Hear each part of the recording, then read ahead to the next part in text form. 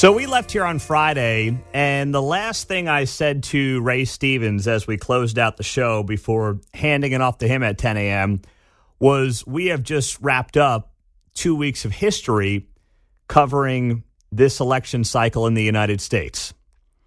Little did I know, little did any of us know, what was set to transpire Saturday afternoon in Butler, Pennsylvania.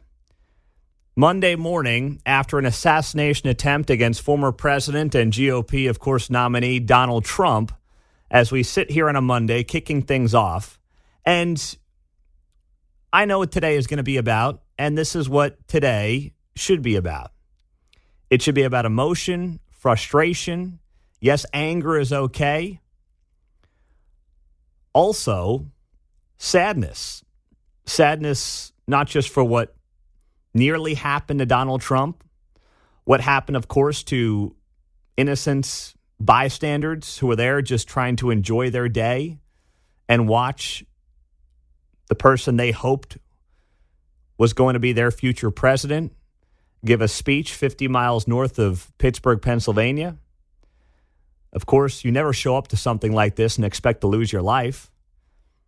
And obviously, that's also what happened on Saturday afternoon. But you look at it through the prism of where we've been and where we're going as a country. And I couldn't help but think as I ran out the door on Saturday night, I was gathering the older two girls. We had just wrapped up at the pool and, kind of your run-of-the-mill Saturday afternoon here in Kansas City in the summer. And I get a call, I get texts, my phone starts blowing up that Donald Trump was shot. And it was from people that I trust, but it was just so unbelievable that I sat there and I thought to myself, is this actually happening? Is this really true? And of course, it quickly turned out that it was. So you rush out the front door. I come up here to the radio station. We're running 2.5, 3 hours of coverage as we're trying to find out all the information we can about what happened. Is the president okay? What took place? Who was involved? How did this possibly transpire with the man who is, obviously the most targeted man, not just in this country, but on the planet? All those questions, all those emotions are coming to fruition. But I keep thinking about, the country we're handing off to our kids, the political rhetoric that obviously has been turned up. The temperature's been turned up for a very long time. And there's a lot of people who deserve blame for that. A lot of people across the board who deserve blame for that. But my goodness, as I was covering this on Saturday night, I couldn't help but think to myself, is there any chance for us to return to a place where, you can poke fun at your political opponents. You can goof on them. But your major critiques of your political opponents are about why they're bad at their job and why you would be a lot better. Because that is in large part what we've lost. And unfortunately, the media's initial reaction to all this, and this is, as infuriating as anything else, and I admit this was infuriating when I heard some of these responses and reactions, was to always point the finger to one side. Always say, gosh, that Trump guy, he's got some bad rhetoric. And you know what? There are times that he does. But you know what? There's also a lot of times when they lie about his rhetoric. When they say, things like, Trump said there's going to be a bloodbath if he doesn't win. An economic bloodbath. We've talked about that a million times on this show. But they promoted a lie about Trump talking about bloodbaths if he doesn't win. We have the audio. We'll play it this morning, but you get the point. That's one of the great, that's just one of the recent ones. Trump said there's going to be a bloodbath, an economic bloodbath. Should he not use the word bloodbath when he talks about, the economy going sour or getting worse if he doesn't win? Yeah, probably. But it's also the job of the people who report the news to report it accurately. And their failure to do so has also led to a place in this country where, all in all, the American citizen does not trust them, does not believe in them, And it only takes one. It only takes one wacko in a perfect storm scenario to show up, to find the soft spot, and to end up nearly killing Donald Trump within an inch. Maybe half an inch. It's a cliche coming within an inch of your life, but Donald Trump literally came within 1 inch of losing his life on Saturday afternoon. And had he not tilted that head just moments before to look back at the screen, which he said yesterday in an interview he rarely ever does. He rarely ever takes his eyes off the crowd. But he did that moments before he was shot in the head. I mean, the ear's part of your head. Half an inch to an inch to the right, and we're talking about a dead Donald Trump over the last 48 hours. Think about that. So everybody bears a little bit of responsibility, but that being said, when you look at how the media has handled this over the last 36 hours, it has been disappointing because they never asked their own to turn down the temperature in the room. Even last night, the President of the United States spoke. And Joe Biden spoke on Saturday night. He then spoke on Sunday afternoon, and then he gave a 6-minute address last night. And Joe Biden, you know, the platitudes were nice. He kind of checked off all the boxes. But he had an opportunity to say to the American people, this starts with me. And he failed to do it. You know, the political record in this country has gotten very heated. It's time to cool it down. We all have a responsibility to do that. Yes, we have deeply felt strong disagreements. The stakes in this election are enormously high. I've said it many times that the choice in this election we make in this election is going to shape the future of America and the world for decades to come. I believe that with all my soul. I know that millions of my fellow Americans believe it as well.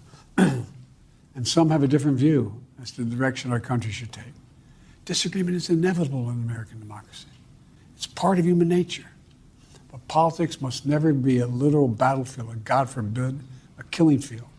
You know, Joe Biden gets a C+, B-, if I'm being generous, for the speech last night. It checked off all the platitudes and all the boxes. But to get the A, he could have said, this starts with me. You know, I don't think Donald Trump would be clearly a good president. I ran against him. I beat him. I'll beat him again. But Donald Trump is not evil, which is, by the way, what his wife called him just last week. Own chief of staff said he called POWs and those who died in war losers and suckers.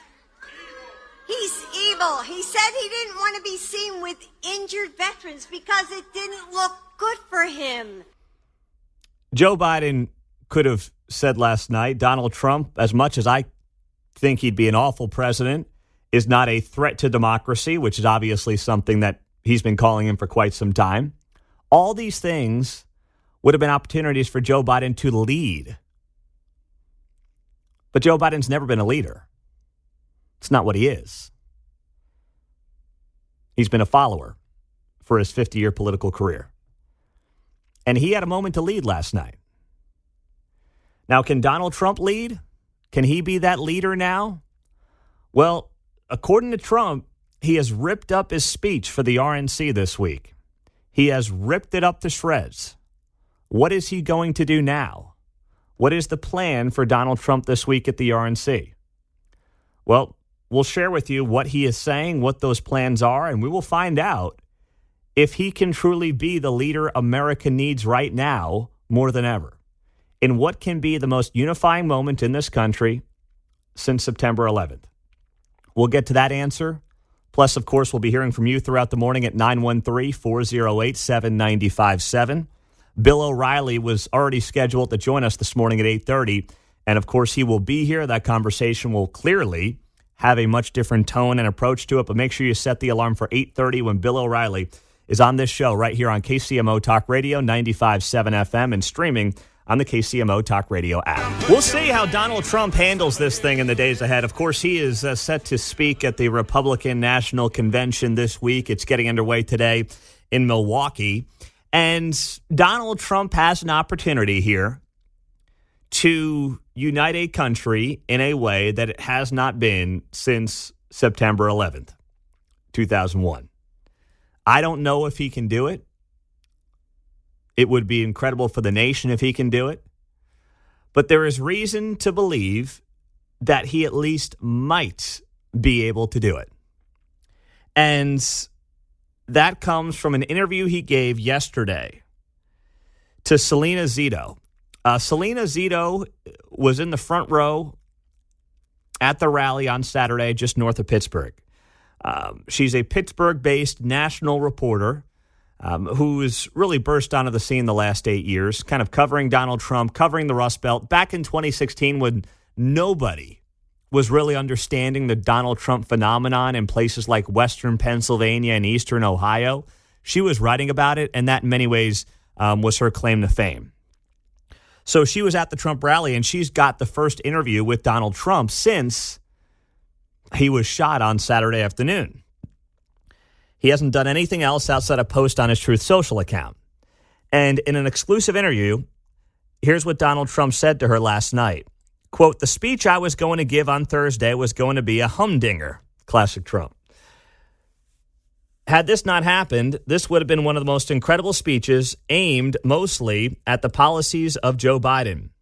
Honestly, it's going to be a whole different speech now." He has switched, he said, from planning to excite his voter base to one that demonstrates his belief that the attack on him at a rally in Pennsylvania has changed the election campaign entirely. Both Republicans and Democrats have acknowledged this in the aftermath of Saturday's shocking incident. Trump said to her, quote, "The reality is just setting in. I'd rarely look away from the crowd. Had I not done that in that moment, well, we would not be talking today, would we?" Trump said people all across the country from different walks of life and different political views have called him. And he noted that he was saved from death because he turned from the crowd to look at a screen showing data he was using in his speech.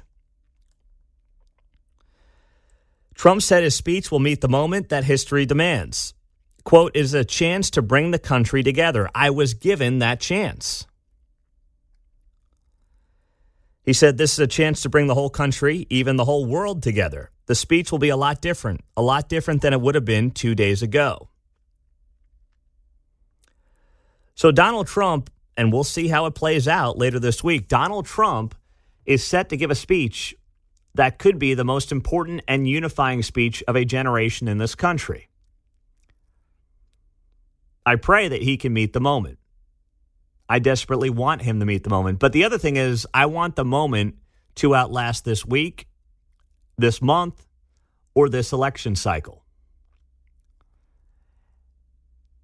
And as we continue the conversation, as we look ahead to where all this goes from here, there's no doubt that if Donald Trump wants to be that guy, he can be that guy. He's got the ability to do it. You've seen glimpses of it, especially recently, as he's allowed Joe Biden to kind of be the center of attention. He stepped out of the limelight when it was smart for him to politically do so. And those are things he wasn't doing 4 years ago. Can he meet that moment this week in Milwaukee? He can. Can the moment outlive this week in Milwaukee? That in part remains to be seen. But even Donald Trump's Truth Social has been, it's been Trumpian in the sense of, how he's phrasing his words. But at the same time, what he's done is in large part thank the Secret Service, thank law enforcement, extend condolences to the family of the person who was killed at the rally. He didn't start speculating about the shooter, despite the fact that social media was going rampant with that. He said, "God bless America." This is at the end of the first post that he put up on the night of July 13th, on Saturday. He then yesterday put up his second post. Thank you to everyone for your thoughts and prayers yesterday, as it was God alone who prevented the unthinkable from happening. He writes, we will fear not, but instead remain resilient in our faith and defiant in the face of wickedness. Our love goes out to the other victims and their families. We pray for the recovery of those who are wounded and hold in our hearts the memory of the citizen who was so horribly killed. In this moment, it is more important than ever that we stand united and show our true character as Americans, remain strong and determined, and not allowing evil to win. I truly love our country, love you all, and look forward to speaking to our great nation this week from Wisconsin. And his most recent post on Truth Social from Donald Trump came 17 hours ago, and all it says in all caps is Unite America. It's Trumpian, but at the same time, Donald Trump's not attacking anybody in any of these posts. He's not. He's not attacking his political enemies. Heck, he really isn't even attacking the guy who tried to take his life. I don't know. Maybe coming within an inch of your life and getting shot in the head changes people. I mean, if anything's going to do it, that might do it. Maybe this is just a moment in time. I don't know. All I know is thus far, Donald Trump could not have handled this thing any better than he has. And as this week gets set to kick off, of course, in Milwaukee, he has an opportunity. I mean, he's already obviously in the history books, but he has an opportunity, and to me, it all starts this week, to cement that legacy forever in the history books when he addresses the nation at the Republican National Convention, just days after literally losing his life. 913-408-7957. I know many of you are going to want to get in on this conversation as we roll through the morning here on KCMO Talk Radio. There's still a lot to get to in terms of the shooter, his background, how this individual ends up on this roof. All those things are still questions that obviously are being investigated as we speak. If we get answers on some of this morning, we, of course, will bring that to you here on KCMO Talk Radio, 95.7 FM. We are streaming all morning long on the KCMO Talk Radio app. News coming up in 2 minutes. We're back with you on what we know about the individual involved next on KCMO. Thomas Crooks, the man who came within an inch of killing Donald Trump. What do we know about him as we sit here this morning? Well, you just heard from Fox News at the bottom of the hour, the latest update that obviously the FBI is trying to get into his phone to figure out if he acted alone. That investigation clearly is ongoing. We know that Thomas Crooks was roughly 148 yards away from former President Trump as he got on that roof and shot him in his right ear. We know that Thomas Crooks is a guy who just recently graduated high school, Bethel Park High School in Pennsylvania. Bethel Park is just due south of Pittsburgh. It's about an hour and 15-minute drive up to Butler, Pennsylvania, which is where the shooting took place on Saturday. And we know that this guy was a loner, was a loser. I mean, this is what his classmates are saying about his time in high school. We know that he was registered as a Republican voter in Pennsylvania, but federal campaign finance reports also show one political donation in which he gave to Act Blue, a progressive political action committee, on January 20th, 2021, the day that Joe Biden was sworn into office. So we've got now, the speculation behind that is that you have closed primaries in Pennsylvania. So a lot of Democrats, typically, if they want to play a role in primaries, will register as Republicans so they can have a say in a primary, and then they can obviously vote in the general. That's also true here in Kansas, by the way. A lot of people wonder why there's more registered Republicans in Johnson County, but then Johnson County votes for Sharice Davids. Because a lot of people who might be more moderate or even left of center will register as Republicans so they can have a say in that primary, and then will flip to vote for Democrats in the general. So there's speculation around that, but that's what we know right now about this guy, Thomas Crooks. we know that Crooks tried out for the school's rifle team when he was in high school, but was turned away because he was a bad shooter. That's what a current captain of the team, who was a few years behind Crooks, told the Associated Press. Also, former classmates saying that he was bullied almost every day. His job, Thomas Crooks worked at a nursing home as a dietary aide, a job that generally involves food preparation. He had a clean background check when he was hired. So that's what we know about this guy right now. Now, how this young man was able to get himself onto the roof and get himself a clear shot 148 yards out from Donald Trump is obviously the biggest question that understandably is being asked and needs to be answered, by the way, as we sit here. Because you have individual after individual and video after video that you've probably seen on social media of people saying, hey, this guy's on the roof. I mean, take a listen to this. This is moments before the shooting. Somebody with their cell phone yelling at the police, this guy is on the roof with a gun. Dangerous people, criminals.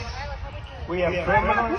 We have drug dealers. We have people that should not be here. Right on the roof. It's much tougher than it happens. You went right on the roof again. You can literally hear people recording on their phones saying he's on the roof. Now, what else is the Associated Press reporting? Not long before shots rang out, rally-goers noticed a man climbing to the roof of a nearby building and warned the police, according to two law enforcement officials. One local police officer climbed to the roof and encountered Crooks, who pointed his rifle at the officer.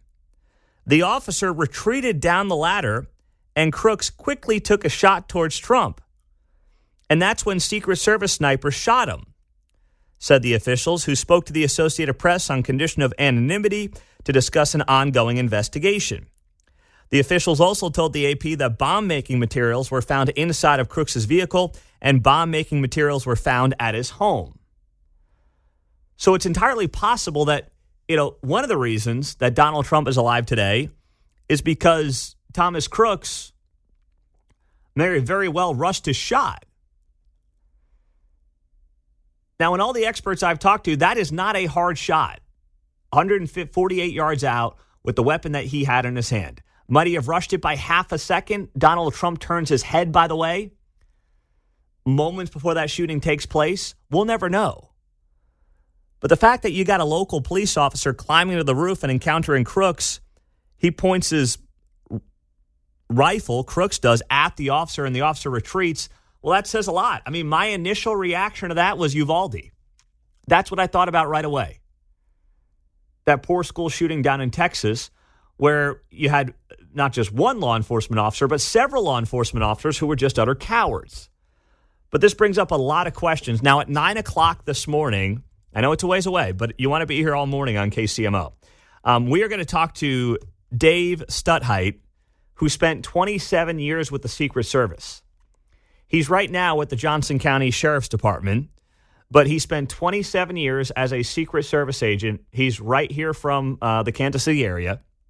He's going to be in our studio to give us a little insight into the Secret Service plannings for events like this, how they work out, what they look for, and how something like this could have ultimately happened.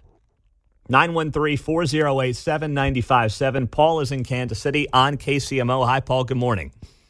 Hey, Pete. Yeah, I was just going to comment on the force protection plan, that how a suicide sniper got to an elevated firing position with a direct weapon system with long standoff capabilities and got the cold bore shot off. That shot at 150 yards is like shooting a 5-foot free throw from a pro. The only reason that that round is because he turned his head with a 2-2-3 round that never should have happened. So whoever did the force protection plan, I was a bomb dog handler in the Army. I've done POTUS missions. As soon as you find a vulnerable area, that area is swept and a guard is posted. How that rooftop, that elevated firing position, he was successful getting that cold bore shot off. And Americans need to have answers how he got to that firing position and how that cold bore shot got off and how the counter sniper team did not take him out before he got that shot off. You know, this is outrageous. I agree, Paul. I talked to a lot of people who have done this kind of work in law enforcement and protected presidents yesterday off the record. And, I mean, they say this is just a perfect storm F-up is what most of them called it. But what they also said is typically Secret Service will be in charge of what's happening inside of the perimeter at an event like this, and then they'll be with their snipers, but they're looking a quarter of a mile out. That immediate area outside of the vicinity is usually protected by local police. So you've got Secret Service that are looking at the crowd inside the perimeter, and then they're a quarter mile out with their snipers. Right outside the perimeter is going to be local police. But you're right, the advanced preparation is, even if that's on local police, how is anybody allowed on that roof? Anybody. Right. And they have advanced teams with force protection officers and physical security officers that identify, just like the military, we identify vulnerable areas. We look at countermeasures to mitigate or eliminate that vulnerability.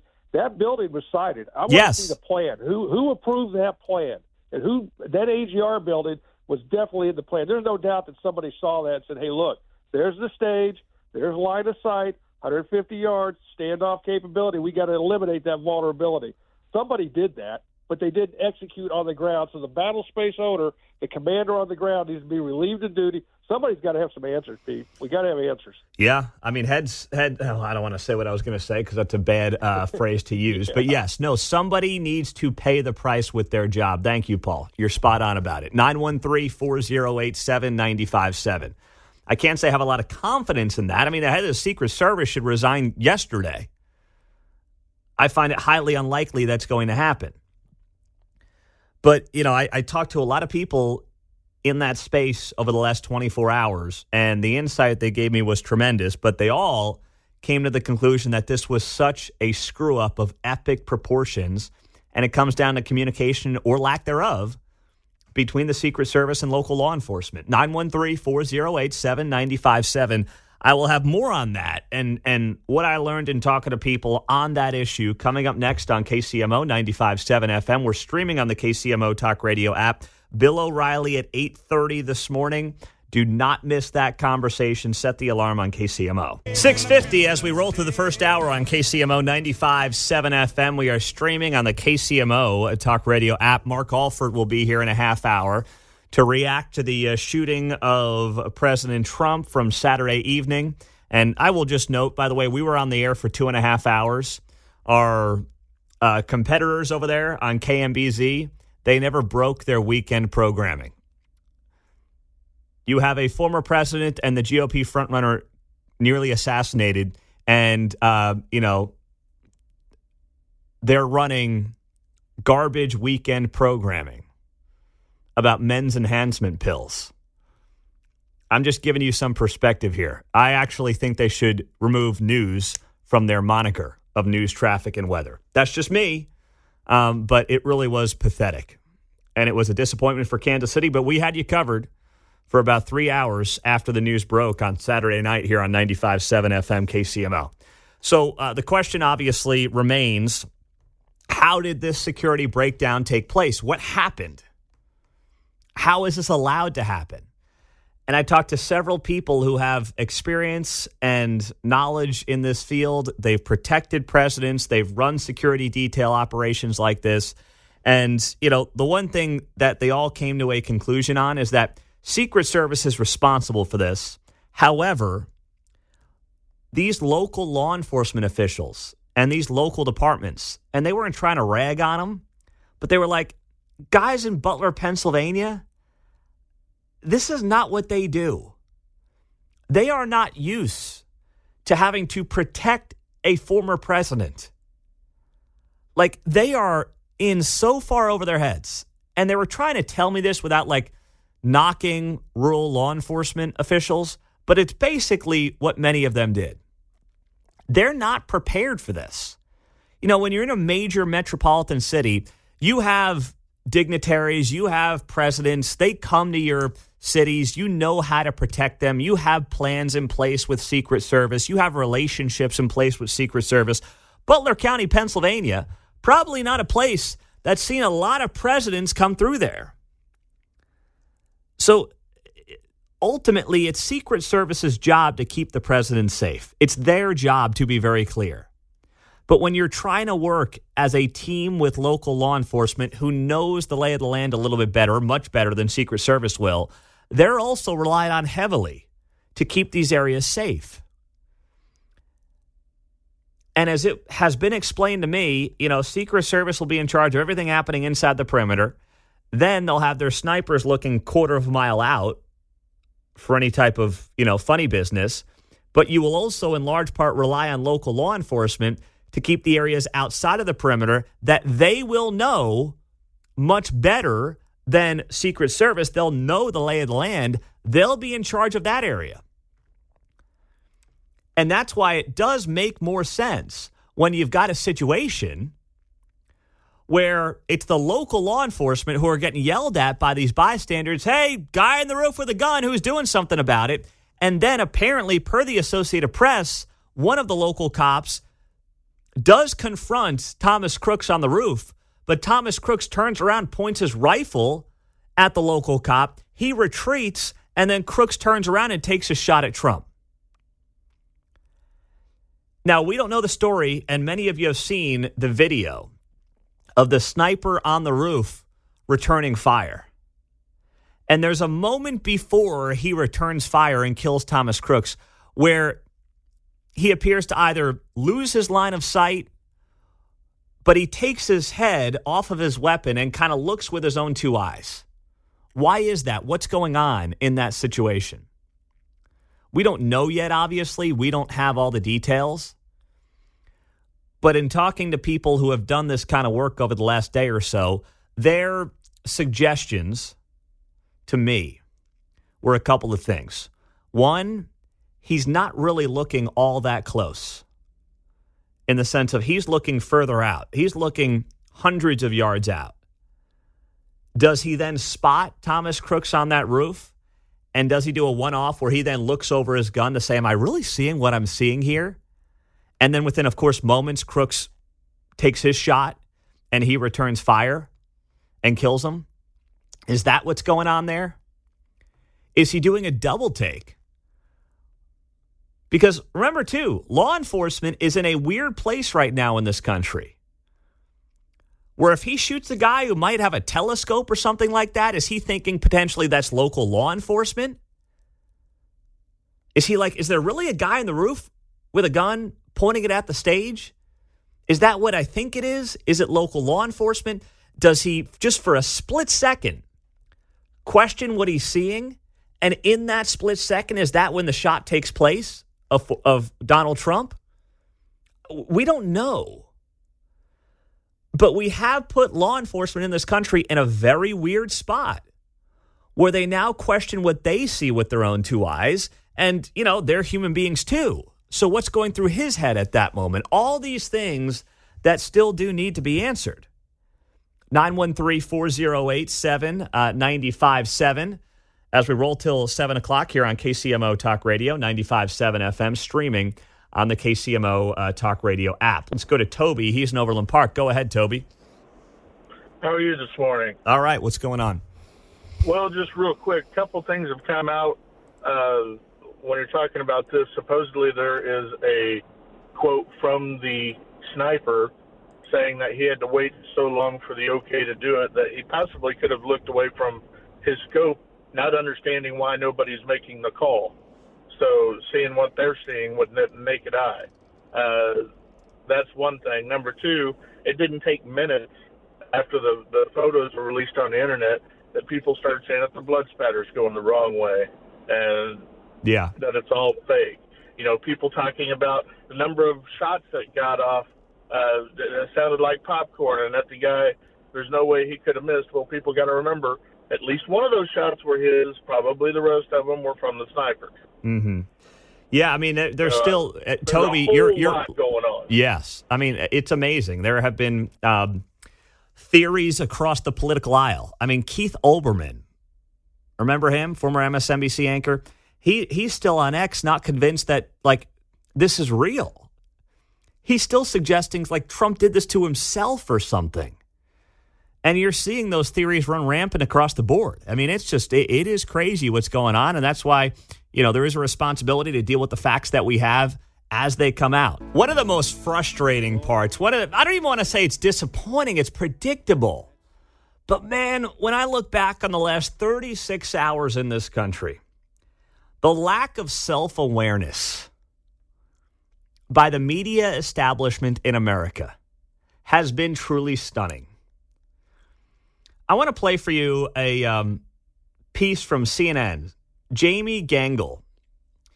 The moments after Donald Trump came within an inch of losing his life on Saturday night, CNN had one of its analysts go on television and suggest that Donald Trump's initial reaction as he nearly has his head blown off is part of the problem in this country. I do want to say there was one thing that when I watched the tape, I found odd because of all of the heated rhetoric.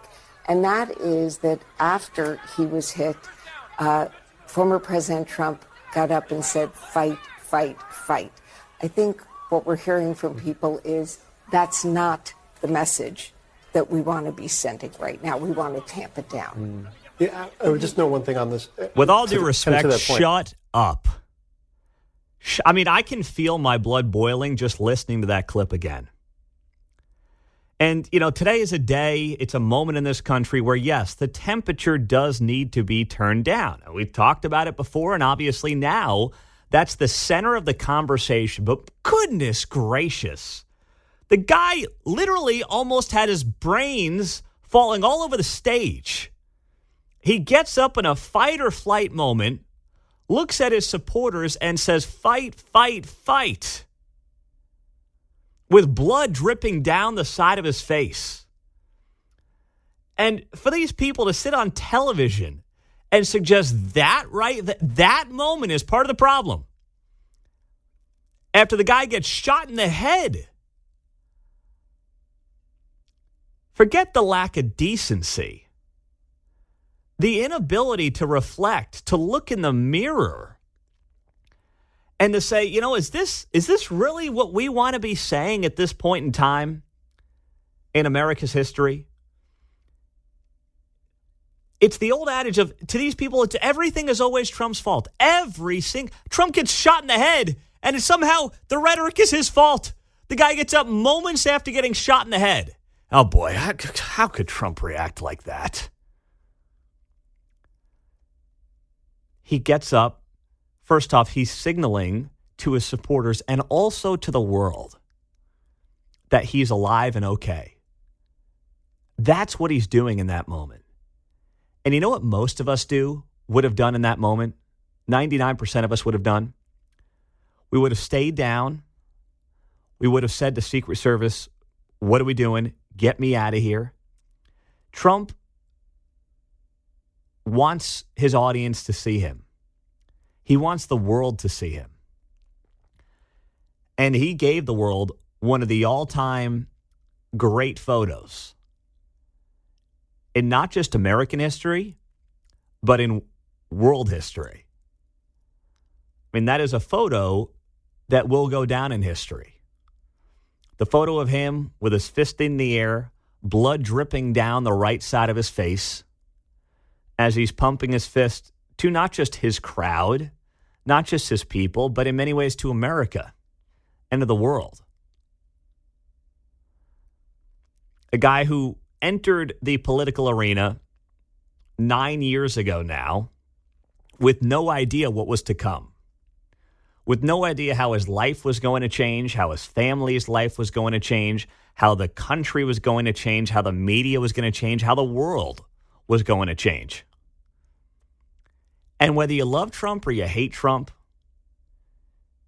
how many people would have put up with that? How many people who had every reason to not really bother with any of this? There's a lot of really rich people, a lot of really rich guys who just play golf, live life, go on vacations, travel the world, who would never think twice about putting themselves, what this guy's put himself through, over the last 8 years. And even if you can't stand the policies, even if, you say, well, he deserves some portion of the blame for rhetoric in this country, all that's fine. And you're allowed and entitled to have that opinion.